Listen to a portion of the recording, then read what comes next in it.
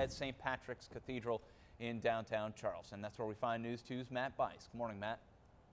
Yes, Brad, 8 a.m. parishioners are allowed to attend here at St. Patrick Church here off St. Philip Street.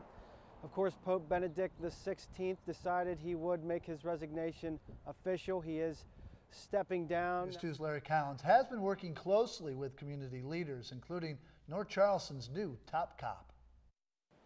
A very violent couple of hours last week in North Charleston. 2 young men shot and killed. Now community members say they're concerned about crime in the area. We took their concerns and their questions to the new chief of police. That was John with Bear Bryant. No one knows more about Somerville football than the leading lady, the first lady of Green Wave, if you will, Mrs. McKissick.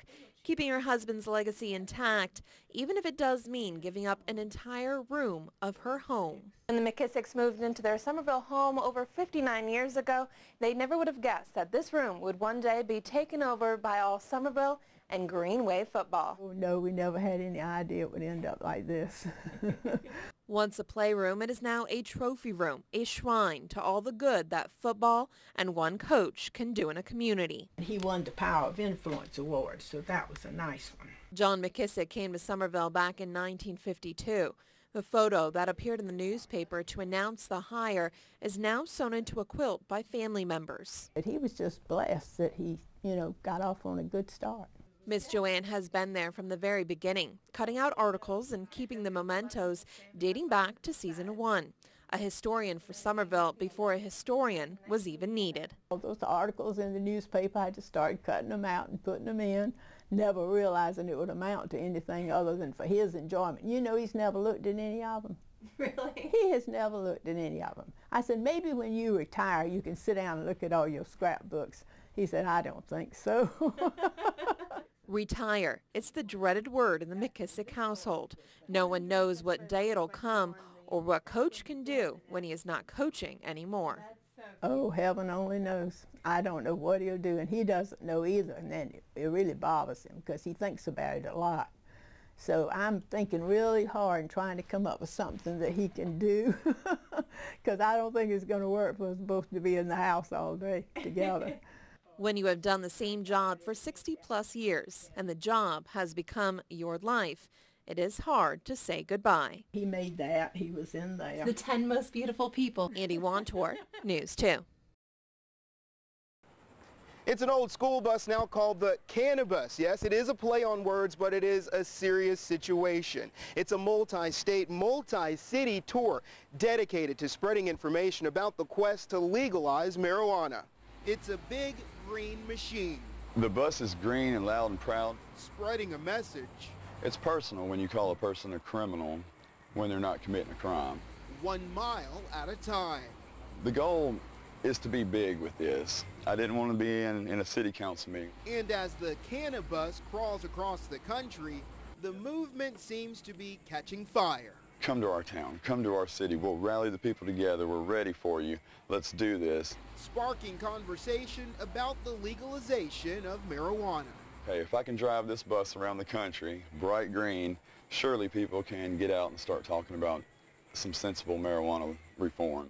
By simply parking on Folly Beach, folks showed up out of nowhere to show their support.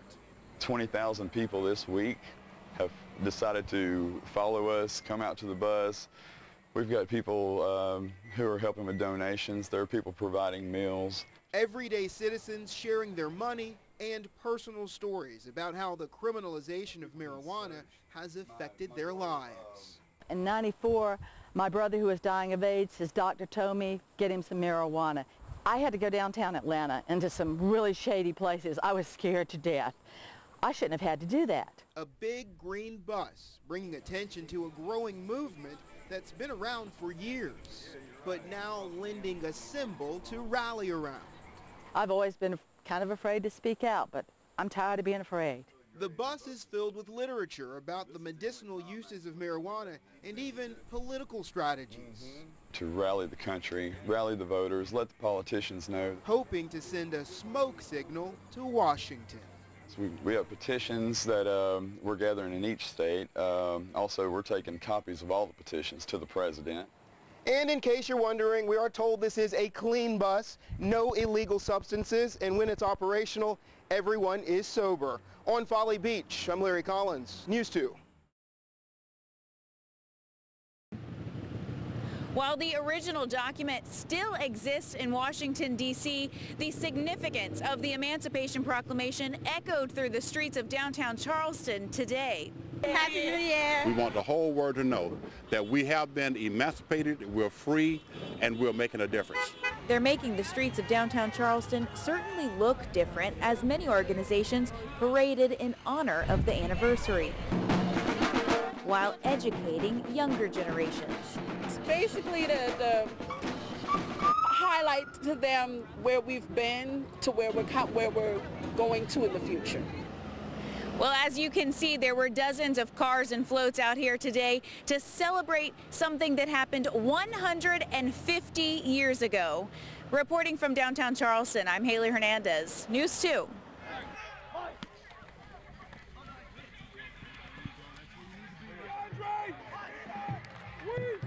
Go, Tony! Come on, Tony! Tony, come on, Tony!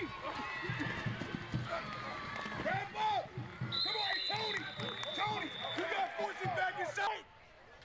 Fine, hi!